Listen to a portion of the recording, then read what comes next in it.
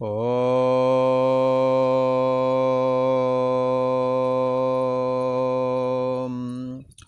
ओम गुरु ब्रह्मा गुरु विष्णु गुरुदेव महेश्वरा गुरु साक्षात् परम ब्रह्म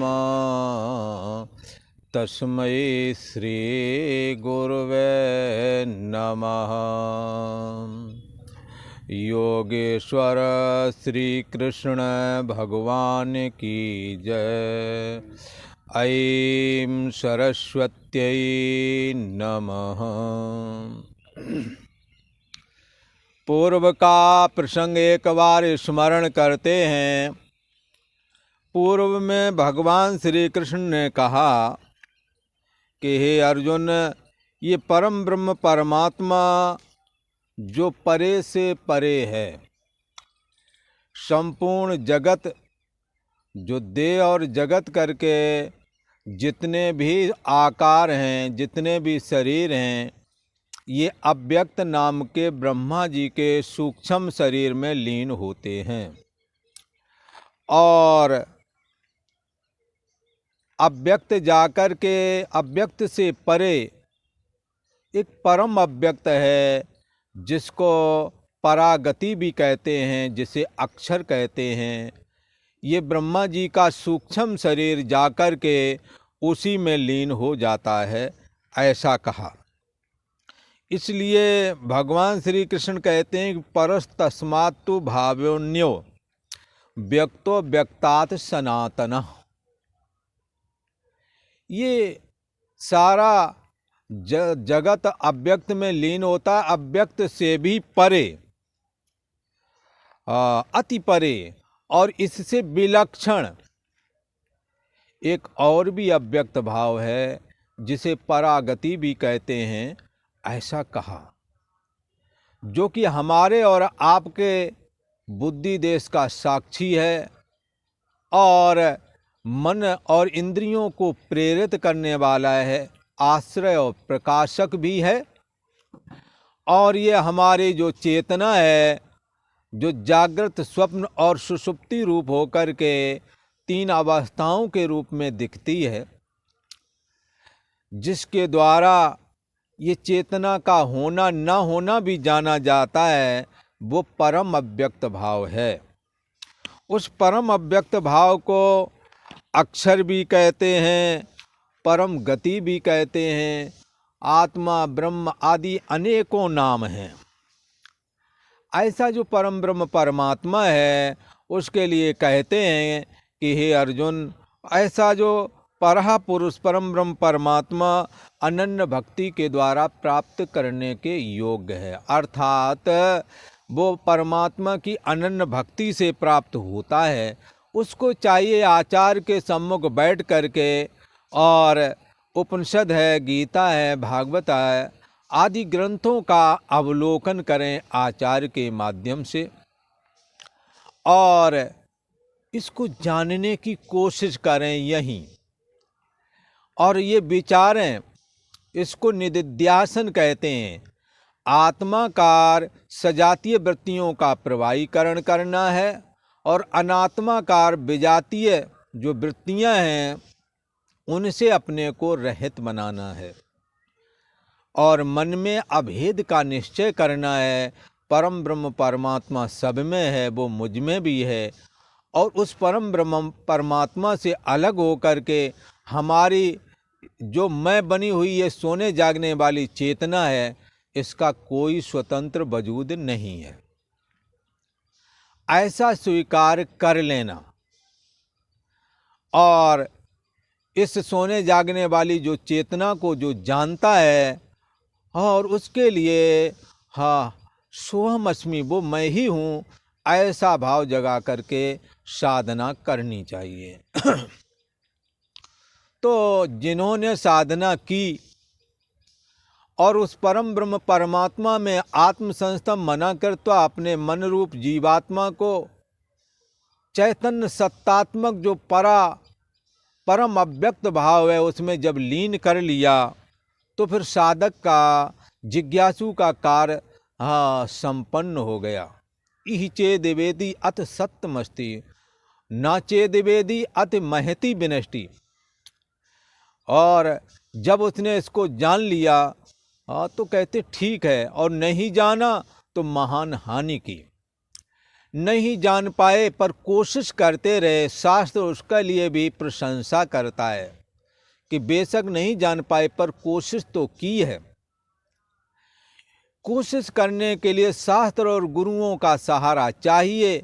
बंधुओं, शास्त्र और गुरु उपलब्ध हैं यहाँ। गंगा स्वयं ज्ञान स्वरूप है। ऐसा समय फिर बार बार नहीं आएगा, हमें कोशिश करनी चाहिए। श्रोतव्यो, गीता रूप जो ब्रह्म विद्या है, ये भगवत गीता ब्रह्म विद्या है, इसका श्रोतव्यो श्रवण करना चाहिए। मंतव्यो मनन करना चाहिए, जिसका निधिध्यासन करना चाहिए। तो फिर क्या होगा, आत्माकार सजाती वृत्तियों का बराबर प्रवाहीकरण करने से ज्ञान समाधि सिद्ध होवेगी और परम अव्यक्त भाव जो अंतर्यामी आत्मा है वो हमें मैं बुद्धि करके दिखेगी, अर्थात अनुभव में आएगा। जिसके द्वारा इनेदम सर्वम विजानीयात, जिसके द्वारा ये शरीर मन इंद्रियां बुद्धि आदि सभी जाने गए। तो जिसके द्वारा जाने गए वो कौन है, वो चैतन्य सत्ता है। उसकी सोहम भावेन सोहम इति भावेन उपासेत, वो मैं ही हूँ, ऐसा करके उपासना करनी चाहिए। जिन्होंने नहीं जाना, जान लिए तो ठीक है, नहीं जाना तो कहते उनके लिए दो मार्ग हैं। दो प्रकार के योगी प्राय करके होते हैं, एक कामना वाले योगी और एक कामना से रहित। कामना से रहित योगी सारे जीवन में प्रयास करता रहा, पर आत्मा में स्थिति लाभ जब नहीं प्राप्त हुआ, जिसके लिए गीता ने कहा कि आत्म संस्तम मना कृत्वा, अपनी आत्मा में जीवात्मा रूप जो जीव भाव है उसको ब्रह्म भाव में लीन करना है। नहीं कर पाए, करने की कोशिश करते रहे। उन्हों के लिए भगवान श्री कृष्ण ने देवयान मार्ग का कथन किया है, जिसको उत्तरायण मार्ग भी कहते हैं। इस मार्ग में, ये मार्ग ज्योतिर्मय है। इस मार्ग का अभिमानी अग्नि देवता है, दिन का अभिमानी देवता है, और उत्तरायण के 6 महीने का अभिमानी देवता है। ये सारे अपने अपने क्षेत्र के आधिपत्य तक इस साधक को शरीर शांत होने पर उसकी पुरुषटका को पहुँचावेंगे, और अंत तो गत्वा उत्तरायण का 6 महीने का जो अभिमानी देवता है वो जाकर के ब्रह्मलोक तक पहुँचा देगा। और ब्रह्मलोक में पहुंचने के बाद में ब्रह्मा जी के साथ वो क्रम मुक्ति को, कैवल्य निर्वाण को प्राप्त कर लेता है। और कामना वाला जो है, ये कामना वाला चूंकि कामना से ही यज्ञ दान तप करता रहा, भगवान का सुमरन करता रहा, हमारा ये हो जाए, हमारा वो हो जाए, ऐसे कामना वाला दक्षिणायन मार्ग से अर्थात पितृयान मार्ग से जाता है, और वो इस मार्ग के द्वारा स्वर्ग को प्राप्त करता है। इस मार्ग का अभिमानी अंधकारमय धूमा अभिमानी देवता, और कृष्ण पक्ष का अभिमानी देवता, और ये क्या कहते हैं, दक्षिणायन के 6 महीने वाला अभिमानी देवता, रात्रि का अभिमानी देवता, ये सारे मिलकर इसको स्वर्ग तक पहुंचा देते हैं। और ते तम भुक्त्वा स्वर्ग लोकम विशालम क्षीणे पूर्णे मर्तलोके विशंति, वहाँ जाकर के स्वर्ग विशाल स्वर्ग सुख का अनुभव करते हैं। और जब पूर्ण क्षीण हो जाता है तो मृत्युलोक में गिरा दिए जाते हैं, फिर उनका पुनर्जन्म होता है और फिर साधना करते हैं। फिर शास्त्र के वचन सुनकर के वो कामना का त्याग कर देते हैं। इसलिए भगवान श्री कृष्ण ने कहा, जब ये रहस्य योगी को समझ में आता है तो फिर संपूर्ण कामनाओं का त्याग करके एक परमात्मा की प्राप्ति के लिए ही सारी चेतना को लगाते हैं। ऐसा कहा। खैर, इस प्रकार से ये कामना वाला भी जब गिरा तो उसने सोचा कि अब मेरा कल्याण कैसे होवेगा, स्वर्ग भी स्थायी नहीं निकला। तो फिर क्या कामनाओं का त्याग करके निष्काम भाव से परम ब्रह्म परमात्मा का आराधन करने लगा। और ये शुक्ल और कृष्ण नाम के जो दो रास्ते हैं, देवयान पितृयान, इन मार्गों में मुक्ति का अनुभव वही करता है जो कामनाओं का त्याग कर देता है, जो फलाकांक्षा छोड़ देता है, जो समबुद्धि से युक्त अपने संपूर्ण कर्मों को करके परम ब्रह्म परमात्मा में स्थिति लाभ प्राप्त करने के लिए यत्न करता है, वही इस मार्ग से जाता है। तो उन्होंने जब देखा कि परमात्मा में लीन होने के लिए तो एकमात्र यही है कि चाहे यहाँ चाहे लोकांतर में जा कर के यदि परम ब्रह्म परमात्मा को प्राप्त करना है तो आत्मा वारे दृष्टव्या श्रोतव्यो मंतव्यो निदिध्यासितव्या।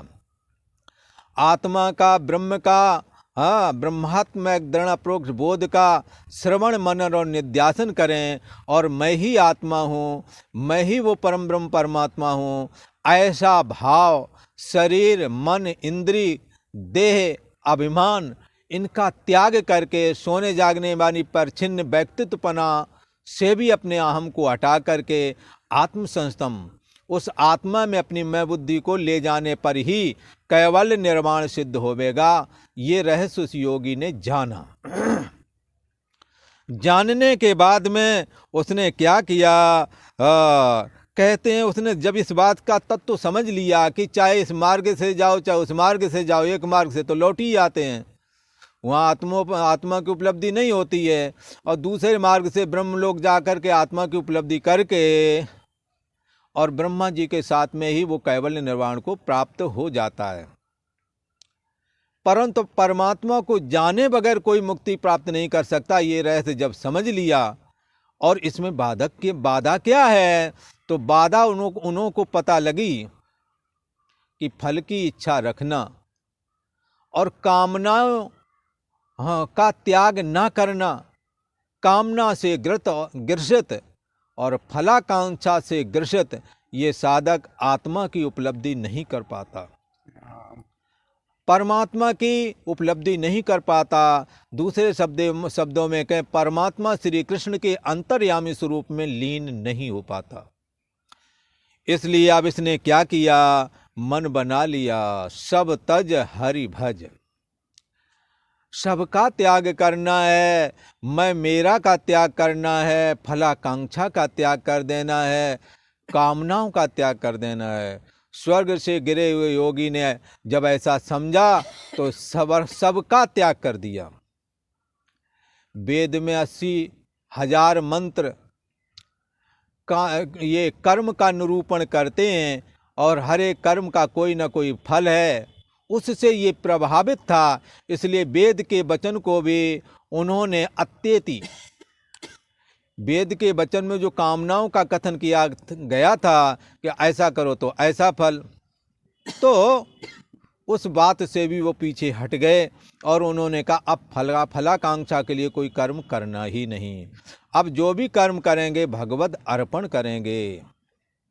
तपस्या का भी फल है, पर तपह कर्म का फल भी उसने त्याग दिया।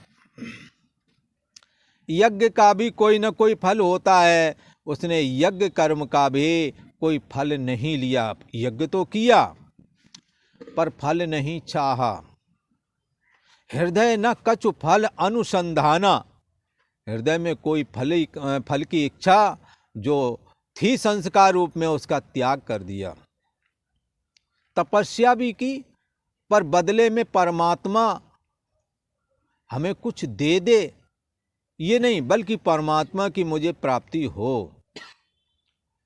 जिस तत्व को संत धारण करते हैं, नारद आदि ऋषि धारण करते हैं, वो तत्व की प्राप्ति मुझे प्राप्त हो, ऐसा भाव रख करके अब इन्होंने कर्म करना चालू किया, जिसका फल क्या होगा, आत्मा उपलब्धि, परमात्मा की प्राप्ति। बंधुओं, चाहे साकार हो और चाहे निराकार हो, हाँ, दोनों ही प्रकार के पर और अपर ब्रह्म, पर ब्रह्म कहते हैं चैतन्य सत्ता को, जो तुम्हारी बुद्धि देश का साक्षी है, वो सब में एक ही है, उसको कहते हैं परम ब्रह्म। और अपर ब्रह्म वो है, हाँ, जैसे ये भगवान श्री कृष्ण हैं, राम हैं, हाँ, परमात्मा नारायण हैं, शिव जी हैं, ये पंच देव उपासना, ये अपर ब्रह्म उपासना कही गई है। तो दोनों में कामनाओं से रहित होकर के ही आप प्राप्त कर सकते हैं। केवल परमात्मा के लिए ही यत्न करना। रामचरितमानस में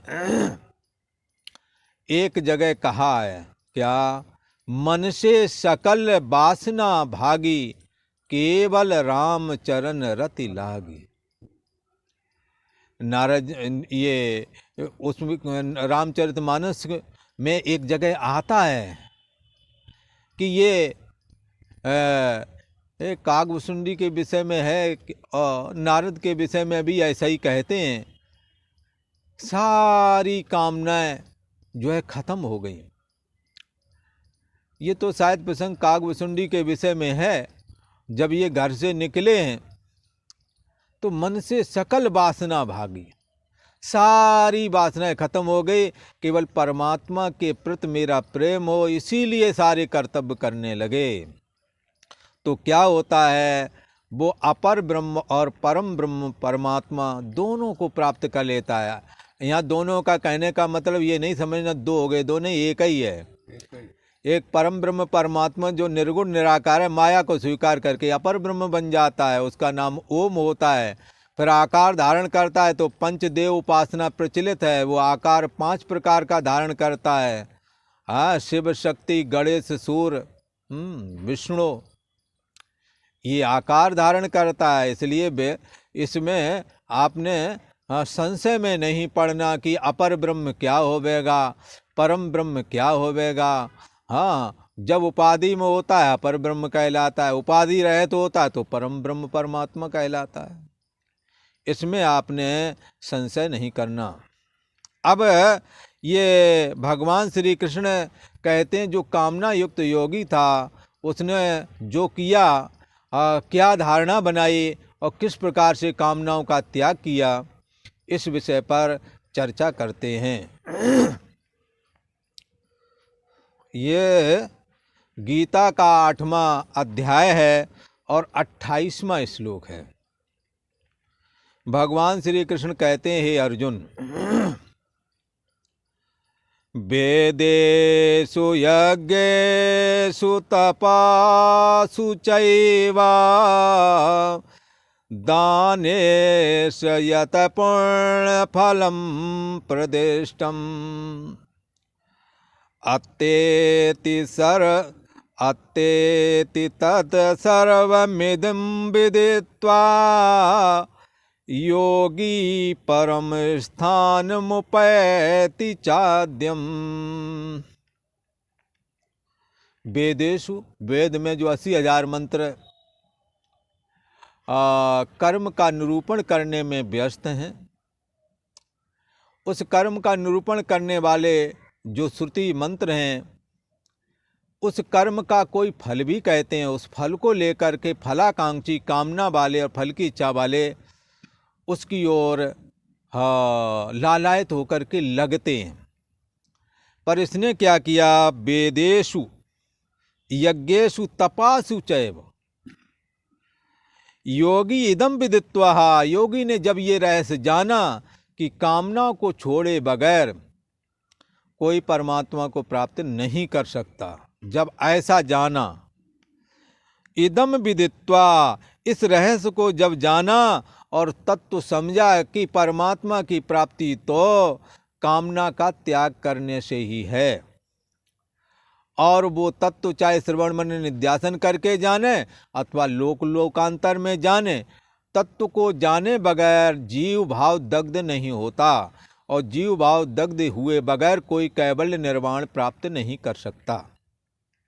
ये बात उसने अच्छे से समझ ली। पर सारी धार मदार टिकी हुई है कामनाओं के नियंत्रण पर, वासनाओं के नियंत्रण पर, फलाकांक्षा और वासनाओं का त्याग कर देंगे, फलाकांक्षा का त्याग कर देंगे और कामनाओं का त्याग कर देंगे, फिर जो भजन करेंगे वो प्योर भगवान के लिए भजन होवेगा।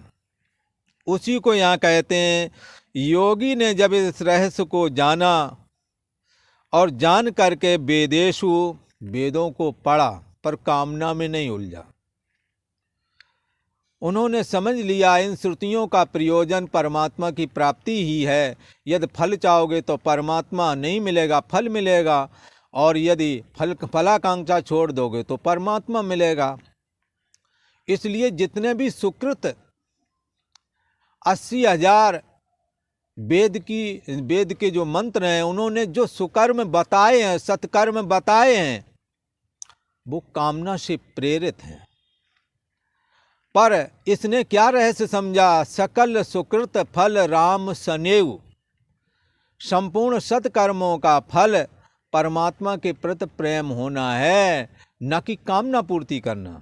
इसलिए ऐसा जान करके उसने कामना का त्याग कर लिया और वेदेषु, वेद के पढ़ने में जो पुण्य प्राप्त होता है उस पुण्य का भी त्याग किया। हमें तो परमात्मा चाहिए, हमें पुण्य नहीं चाहिए, ऐसा मन में धारण किया। और वेद पढ़ना बंद नहीं किया। देखो, वेद पढ़ना बहुत जरूरी है। जहाँ वेद पाठ होता है वहाँ का वातावरण शुद्ध हो जाता है, वहाँ की चाल बाधाएं खत्म हो जाती हैं, रोग दोष खत्म हो जाते हैं। वेदों की बड़ी महिमा है। हर एक मंत्र सृष्टि के रहस्य को कुछ न कुछ उजागर करता हुआ चलता है। इसलिए वेदों के पढ़ने में तथा यज्ञ आदि भी करे पर फलाकांक्षा नहीं रखी। और तपस्या किया, तपस्या के भी फल होते हैं, इस तप का ये फल, इस तप का ये फल, पर उसके फल का भी त्याग किया। तप किया, फल नहीं चाहा, यज्ञ किया, फल नहीं चाहा, कामना नहीं रखी, वेद पढ़े, कामना नहीं रखी। तो कहते हैं इन तीनों वेदों के द्वारा, यज्ञ के द्वारा और तपस्या के द्वारा जो पूर्ण फल प्राप्त होता है, जैसा कहा गया है वेदों में, यत पूर्ण फलम प्रदिष्टम, जो पूर्ण फल उसमें कहा गया है, तत्सर्वम एव अत्येति, उस संपूर्ण का निसंदेह उसने त्याग कर दिया, संशय रहित होकर के। नहीं, हमें परमात्मा के अलावा और इसके बदले में कुछ नहीं किया चाहिए। तप किया, फल नहीं, परमात्मा चाहिए। परमात्मा प्रीति अर्थम, परमेश्वर प्रीति अर्थम इदम तपः नारायणार्पण मस्तु हो, श्री कृष्णार्पण मस्तु हो, ऐसा किया। और यज्ञ किया, यज्ञ कर्म श्री कृष्णार्पण मस्तु हो। वेद पिया, वेद का अध्ययन किया, रुद्री पाठ किया, सांब सदा शिवार्पण मस्तु हो, अर्पण करते चले ईश्वर को। तो क्या हुआ? उससे उसका चित्त निर्मल हुआ। इसी को कहते हैं वेदों का, यज्ञों का और तपस्या के फल का उल्लंघन कर गया। और चा आद्यम परम स्थान उपैति, और जो परम सनातन परम पद है, चा आद्यम यानी सनातन, परम स्थानम यानी परम पद जो है उसको उसने प्राप्त कर लिया। ऐसा कहा, हे अर्जुन, योगी पुरुष इस रहस्य को तत्व से जान करके वेदों के पढ़ने में तथा यज्ञ के करने में, तप करने में और दान आदि के करने में जो पूर्ण फल कहा गया है, उस पूर्ण फल का, उस सब का निसंदेह उल्लंघन कर जाता है, त्याग कर देता है, और आद्यम परम स्थान उपैति, और सनातन परम पद को प्राप्त कर लेता है। ये बात बताइए। तो इस प्रकार से ये आज गीता का 8वां अध्याय और 28वां श्लोक संपन्न होता है। और ये यहाँ पर ये अध्याय पूर्णता को प्राप्त होता है। अब थोड़ा सा इस अध्याय का सार संक्षेप के विषय में थोड़ा सा कथन करते हैं कि ये इस अध्याय में क्या क्या बातें बताई गई हैं। तो बंधुओं, ये अष्टम अध्याय है और भगवान श्री कृष्ण ने इस अध्याय में 1 से लेकर के और 7वें श्लोक तक, पहले श्लोक से लेकर के और 7वें श्लोक तक क्या वर्णन किया है। ब्रह्म क्या, अध्यात्म क्या, किम कर्म, कर्म क्या है। 1 से लेकर 7 तक ब्रह्म, अध्यात्म और कर्म आदि के विषय में अर्जुन के प्रति अर्जुन के 7 प्रश्नों का और उनका उत्तर निरूपण किया गया। और 8 से लेकर के 22वें श्लोक तक भक्ति योग का विषय इस अध्याय में निरूपण किया गया है। और 23वें श्लोक से लेकर के 28वें श्लोक में यहाँ 23 से लेकर 28वें श्लोक तक शुक्ल और कृष्ण मार्ग का, अर्थात देवयान मार्ग और पितृयान मार्ग, इन दोनों मार्गों का कथन किया गया है। इन दोनों मार्गों का प्रयोजन जो कामना युक्त साधक हैं उनको स्वर्ग आदि की प्राप्ति कराना, ये पितृयान मार्ग कहलाता है। और देवयान मार्ग उत्तरायण मार्ग कहलाता है। ये उत्तरायण मार्ग इसके द्वारा निष्काम योगी जाकर के ब्रह्मलोक में परमात्मा से अपना अभेद निश्चय करके और कैवल्य निर्वाण को प्राप्त हो जाता है। इस प्रकार से देवयान और पितृयान का कथन 23वें श्लोक से लेकर के 28वें श्लोक तक वर्णन किया गया है। इस प्रकार से भगवान श्री कृष्ण ने इस 8वें अध्याय में हम लोगों के लिए बड़ी ही सुंदर बातें बताई हैं कि हम कैसे परम ब्रह्म परमात्मा से अभेद का निश्चय करें, किस प्रकार से हम चिंतन करें कि हमारा चिंतन अंतिम समय में भी परमात्मा के प्रति बना रहे और परमात्मा से अभेद हो करके पुनरप जन्म पुनरप मरणम आदि जो ये सिलसिला है इससे हम छूट सकें। इसके लिए भगवान श्री कृष्ण ने कहा होना तो चाहिए कि आपको आत्मा का श्रवण मनन निध्यासन यहाँ करके और कैवल्य निर्वाण को प्राप्त हो जाना चाहिए। पर ऐसा नहीं हो सका तो आप निराश ना हों, आप पुनः श्रवण मनन निध्यासन में लगे रहें, परमात्मा की अभेद भक्ति में लगे रहें, अनन्य भक्ति में लगे रहें। आपको निष्कामता आपके अंदर यदि है तो आप उत्तरायण मार्ग से अथवा देवयान मार्ग से आप ब्रह्मलोक में जाकर के आप कैवल्य निर्वाण हासिल कर लेंगे। कामना यदि होगी तो स्वर्ग सुख का अनुभव करके आओगे। फिर अगले जन्म में प्रयास करना और जब भी प्रयास करोगे कैवल्य निर्वाण का एक ही उपाय है कि वो सोने जागने वाली जो परछिन्न व्यक्तित्व पनारूप जीव भाव जो है उसको ब्रह्म में लीन करके सत्ता मात्र अपने को अनुभव करना, देह मन बुद्धि इंद्रिय आदि से अपने को रहित अनुभव कर लेना ही कैवल्य निर्वाण कहलाता है। तो इस प्रकार से यह 8वां अध्याय संपन्न हुआ।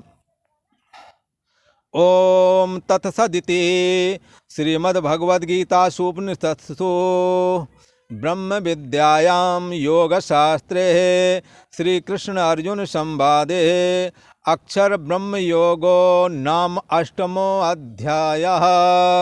हरि ओम तत्सत, हरि ओम तत्सत, हरि ओम तत्सत।